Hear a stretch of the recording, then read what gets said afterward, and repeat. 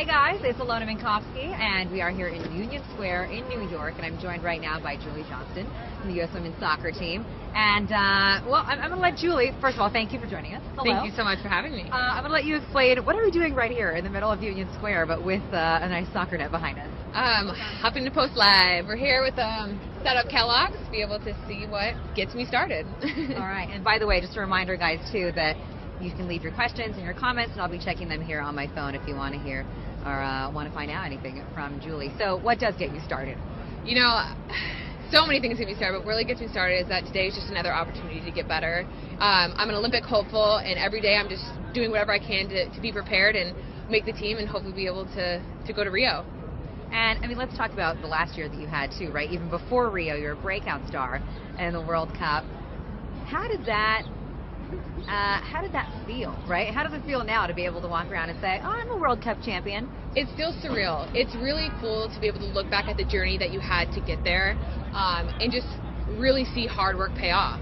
It's kind of as simple as that. It wasn't easy, and our team trained extremely hard and did whatever we could to be prepared for that, and we were, and you know, it was such an amazing experience to be on the podium with my team. And do you have any tricks to keep the nerves down when you're, playing on a field that's that big where the stakes are so high? I think preparation is key, and in trust in each other. I think, I stood on the field, everyone else that was there as well just gave me so much confidence because I had confidence in them, and it just kind of grew from there. And at the end of the day, I felt prepared. I felt like we did everything that we possibly could have, and that really calmed my nerves for sure. Any particular experiences or particular memories too that you think back and think like, wow, that was the moment? Seeing my family after we won, after each game, I had family almost at every single one. So to be able to just look up and share that experience and then be my supporters through this entire time was really an amazing moment. I think there's so many moments I could give you on the field as well, but I just remember having that one that I'll be able to cherish for a really long time. And I'm sure that you had a multitude of fans, old and young, before that, but how have things changed since that win, too, in terms of kids, girls, boys, anyone who you inspire? What have you heard from these fans about their dreams for the future, what they think that they can now achieve? Anytime I feel like you can be a good role model is such an amazing opportunity. It's pretty funny to hear them say, I'm going to take your job one day, I'm going to be there, I'm going to be there, and that's so fun to see. That's what we want. We want the team to continue generation after generation to be successful. So to be a part of this team is such a blessing, and I'm always extremely thankful to be able to do that. All right, so World Cup championship, done. What about the Olympics? How are you trying to get your mind prepared for that? Mind and body, obviously. Yeah, I've been just trying to really prepare and stay focused, and it's partnerships like with Kellogg that has really allowed to help me focus and be behind me and be a part of my support group to be there, hopefully, with the team. And it's just train. I feel like that's all I can really say is just train as hard as you can. All right, so we want to know what your actual schedule is like then. How often do you train? How often do you eat? What's it like? What does it take to be a professional athlete? I'm an early riser. I definitely think there's always a balance. Each day is a little bit different. You always want to make sure you stay healthy as an athlete, so that's always very, very important. Right now we're in our NWSL market, so we're back with our club team training every single day. We're out there about 2.5 hours playing. We have our lifting, we have running, all that fun stuff. But we love it, and we're so happy to be able to do it. Question here from Chuck Vidal says, which team would you look forward to playing against in your group in Rio? I mean, I guess at this point we don't know what the groups are yet, but who would you really want to square off against? Our groups are out. My mistake. No, it's fine. I've really tried to focus. What I've learned, especially from the World Cup, is on game by game. So, whoever it is that we play first is going to be my focus. I'm just so excited to have that chance to represent Team USA. So I've learned game by game, so I couldn't give you just one. I know that nothing's going to be easy or handed to us, and that we're just going to have to come out strong. That's right. And of course, there's been so much news surrounding women's soccer, the issue of equal pay, 5 of your teammates too who launched a lawsuit. How do you feel about the efforts that they're making and then the discussion being had about equal pay overall for this women's sport. I'm so proud of them. I'm so proud to be a part of this team. I think the idea is to grow the sport in any way we can, and we feel like it's our responsibility to do that. I'm extremely proud of them. And by the way, Zubaida Batul says, best of luck for the Olympics. Jan says, good luck. Cassie Thompson says, good luck in Rio. You're amazing. So certainly, a lot of fans, a lot of people watching right now, too, that are just wishing the best for you guys. And is there any one person in your life who really helped you up your game, made that big difference, taught you an important trick? I could go a list of supporters that I've had. I would say, Lauren Holiday helped a lot. Finding that mental side that every athlete needs to really push themselves. I would also throw in my fiance in there as well. He's an athlete. To just push me. I'm so thankful for all my friends and family and my teammates that do that every single day for me. And a couple of the commenters want more about the equal pay issue too.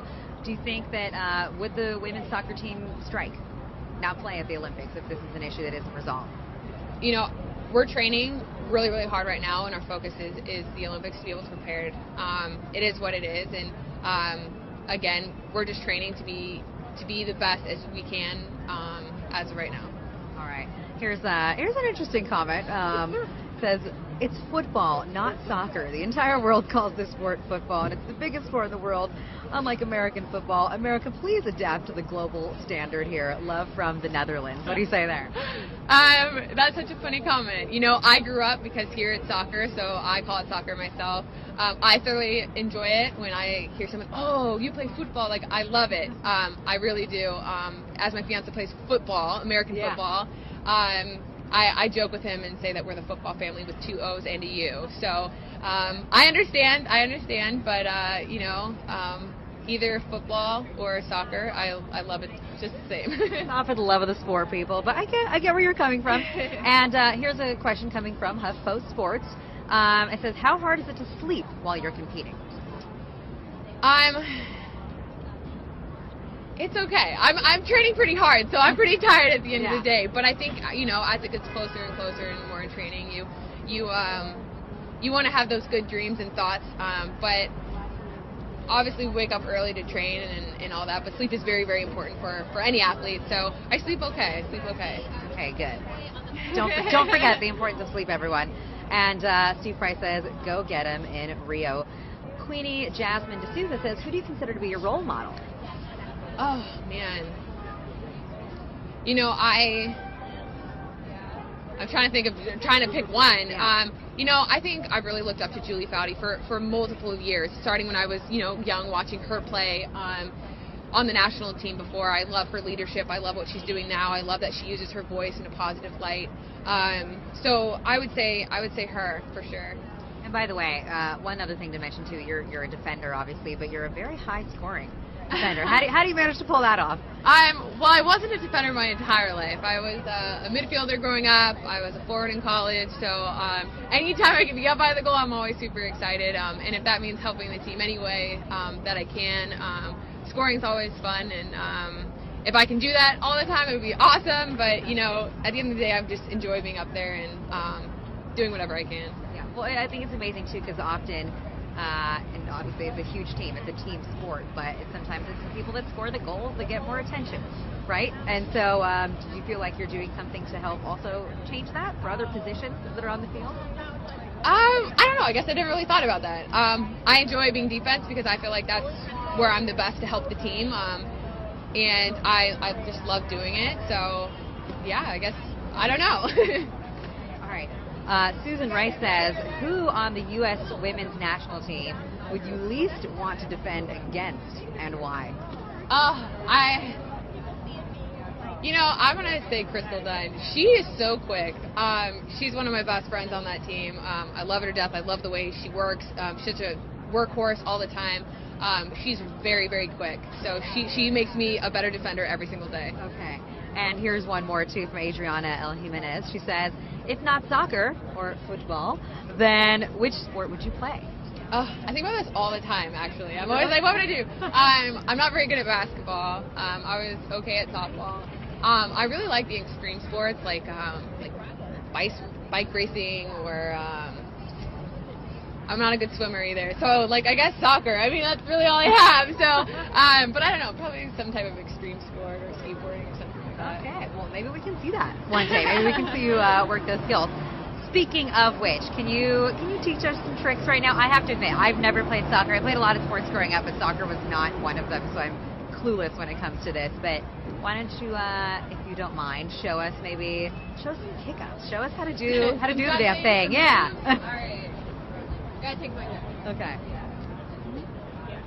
Like a move or juggling? Which one's the right? What, can we get both?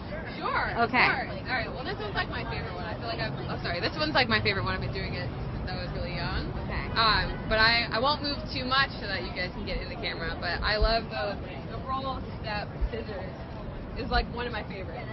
Okay. Though I never really get to do it that much as a defender, I still think it's one of the funnest ones to do. All right. The roll step, everyone. The roll step. You gonna try it? Okay, I'm gonna have to see it one more time. I wasn't paying good enough attention. Okay, let's see. So you roll and then step like that. No, I did it totally wrong. Like I said, soccer not unfortunately a skill of mine. Okay, and then how long can you go? Can we see some of these? Let's see how much I can go in my sneakers.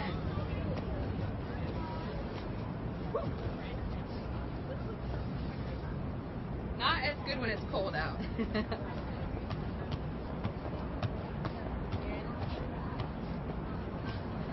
All right, those are some skills, guys. I think I would be able to have done that maybe once.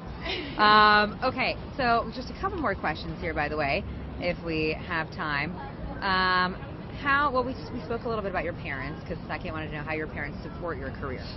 They've been amazing since, the first day I laced up my cleats. I don't get to see them as often, as you sacrifice a lot to be able to do this and traveling a lot, but I FaceTime them all the time, call them all the time. They're my biggest supporters, and I wouldn't be able to do this without them.